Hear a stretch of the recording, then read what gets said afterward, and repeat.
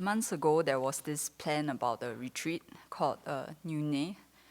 So I know nothing about Nyung Ne. And then when I asked what was that, there was different replies like, oh, you have to fast, you cannot eat and drink. So that was when I went, huh? You mean I can't eat and drink? How is that a Buddhist worldview?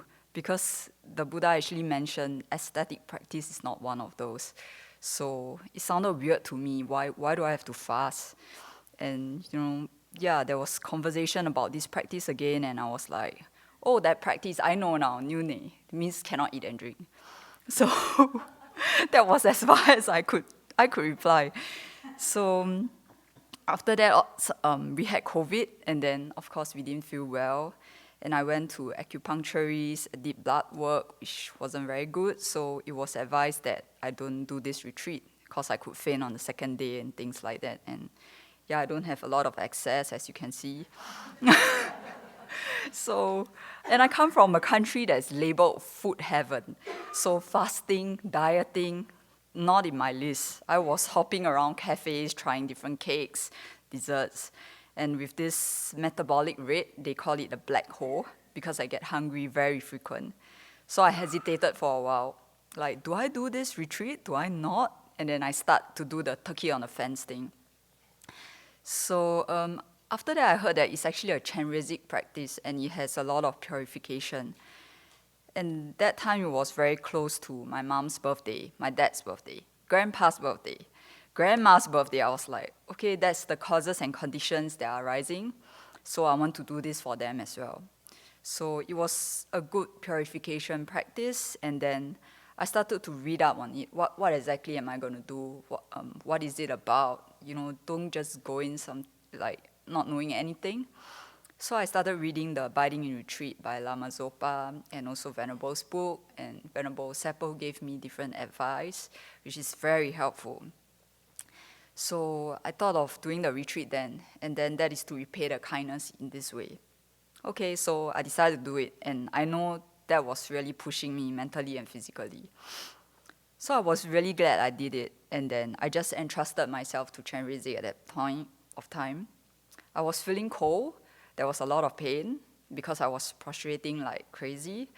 There was so much to purify that came up, and then I wanted to accumulate vast merits. And when it was hard, I could see that mind that goes like, oh, this is how sentient beings feel when they are in the cold hells. Oh, I want to take it on, and I want to give my happiness now to them. My hands were trembling. I couldn't hold my alms bowl properly, my cups properly, and Venerable Lam Sel very kindly helped me with it. So that was how I was thinking like, oh, this is how sick people might actually feel when they can't control their limbs. So a few people actually came up like, hey, you did Nyung Ne, nothing happened to you. You look very happy. Oh, there was no giddiness, no hungry. I was like, oh, come on, I have a body like you. I was nausea, I was giddy, I could see palpitation, my hands were trembling. But I choose to be happy this time, having all those. I know it's a very good purification practice. And I came up during one day where we couldn't drink and eat. I just wanted to see how my senses were reacting to food. So during lunch, I pop up. I went around the kitchen, I see how people were eating, how my senses react to the food, the sound, the smell of it, and really watch how my mind reacts to it. So I started practicing and say, may you be well and eat my portion too. It's kind of strange that before the retreat, I could see the resistance in opening my heart to difficult people, situations. And it's like I create this boundary within myself. Certain people I see, I'll turn and go. But after this retreat, it feels like the key just unlocked this door. The boundary just break, it just melt. The tightness, the fear, they don't just build up this way. And during the whole retreat, I was just hiding in the chapel, reading away, doing the 6 syllabus mantra.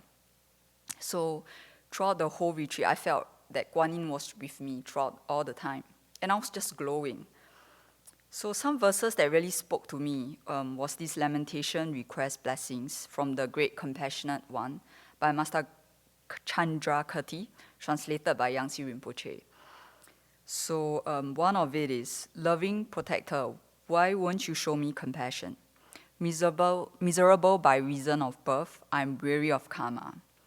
Though despondent from fatigue, the force of karma cannot be changed. Its impetus is like a stream of water. And like a hurricane, the power of karma is extremely difficult to reverse. These hardships are difficult to express. Although I have passed through the three realms countless times, all my actions have been a meaningless waste. Among all of my possible existent countless rebirths, if there had been only one in which I have completed a single action towards the unsurpassable purpose of enlightenment, from doing only that, there would have been some meaning. Karma is powerful, and due to the force of afflictions, beings take bodies of flesh and blood and wander in samsara, caught in the wretched misery of the prisons of existence. Due to my wrongdoings, all of this fierce, inexhaustible suffering arises from my own actions. I request you, with your great compassion, to cut this continuum and destroy the winds of affliction and karma.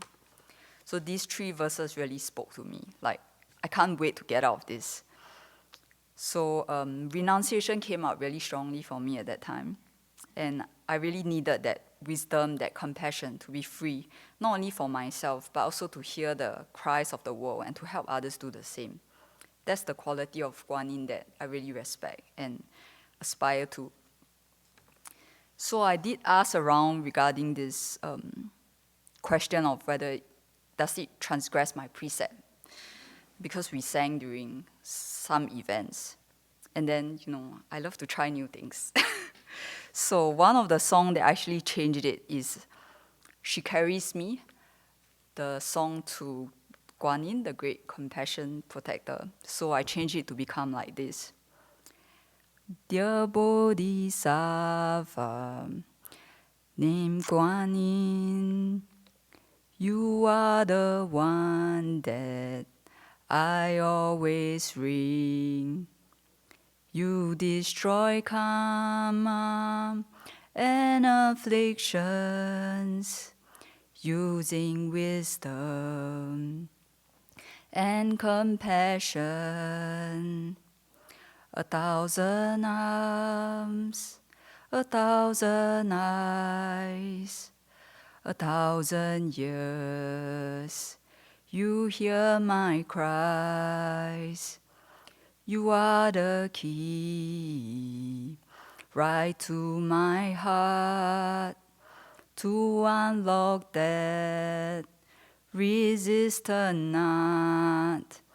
You carry me, you carry me, you carry me to Sukhavati.